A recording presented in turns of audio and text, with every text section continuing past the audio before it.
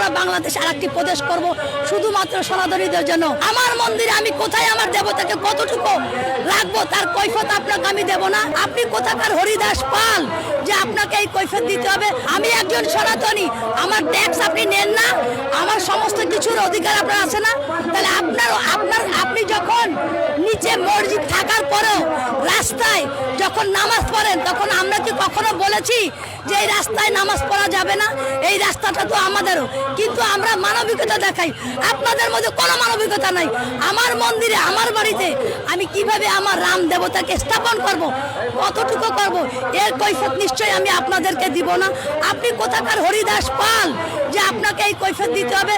আপনাদের বলতে চাই এই বাংলাদেশ আমার, আদি বাংলাদেশ আমার। আপনারা যদি বেশি বাড়াবাড়ি করেন আমরা কিন্তু বিভিন্ন মানবতা বিভিন্ন বিশ্বের দেশ থেকে সাহায্য চেয়ে আমরা বাংলাদেশ আরেকটি প্রদেশ করব শুধুমাত্র সনাতনীদের জন্য। আমরা কিন্তু সেটা চাই না, কিন্তু আপনারা যে ব্যবস্থা করতেছেন একসময় কিন্তু এরকমই হবে, সনাতনীদের আলাদা একটি প্রদেশ হয়ে যাবে। তাই বলতে চাচ্ছি এখনো ভালোই অতীতে যেরকম আমরা হিন্দু মুসলিম খ্রিস্টান বৌদ্ধ মিলে একত্রিত থাকতাম এখনো আমরা থাকতে চাই। আর আমার মন্দিরে আপনাকে নিমন্ত্রণ আমরা করলাম, আপনার ভালো লাগলে আসবেন, না লাগলে আসবেন না, কিন্তু আমার মন্দিরে আমি কোথায় আমার দেবতাকে কতটুকু রাখবো তার কৈফিয়ত আপনাকে আমি দেব না। আপনার হরিদাস পালকে আমরা গণনা করি না। অতএব এমন কিছু করবেন না, হিন্দু মুসলিমের দাঙ্গা বাঁধাবেন না। এই দাঙ্গা বাঁধালে কিন্তু আপনারা পার পেয়ে যাবেন না। আপনারা দুইটা মারবেন, আমরা একটা মারবো, কিন্তু আমরাও মারবো। আপনারা মৌলবাদীদের মুখের কথা একরকম, তারা মুখে বলতেছে আমরা সকলে সমান, কিন্তু তারা সবচেয়ে বেশি আমাদের ঘৃণা করতেছে, আমাদের ক্ষতি করতেছে।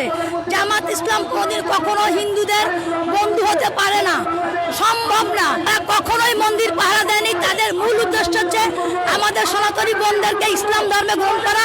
তাদের মূল উদ্দেশ্য হচ্ছে আমাদের সম্প্রদায় টাকা লুট করা। তাদের মূল উদ্দেশ্য হচ্ছে আমাদেরকে ধ্বংস করা। তাদের মূল উদ্দেশ্য হচ্ছে সনাতনী সম্প্রদায় বিলুপ্ত করা। আমি তো নিরাপত্তা পাচ্ছি না, আমার সন্তান কোথায় নিরাপত্তা পাবে? বর্তমান সরকার তো ব্যর্থ সরকার।